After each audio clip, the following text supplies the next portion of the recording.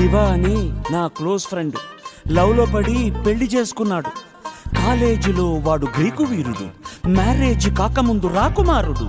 అంతా జరిగి just 1 month కాలేదు, ఎంత మారిపోయాడు గుర్తుపట్టలేనట్టు. పక్క చిక్కిపోయి మంచి లుక్కుపోయి ఫేసు పాలిపోయి జుట్టు రాలిపోయి ఈ దేవదాసు వాలకం దేనికంటే తను దేవిదాసు కావడం వల్ల అంటూ గుక్కపట్టి ఏడ్చాడు, ముక్కు చీరుకున్నాడు. ఒక్క చుక్క మందు కొట్టి ఫ్లాష్ బ్యాక్ చెప్పాడు. పొద్దున్న లేస్తూనే తన అందాన్ని పొగడాలి, మరి ఏ పూట కాపూటే తన ఐ లవ్ యు చెప్పాలి.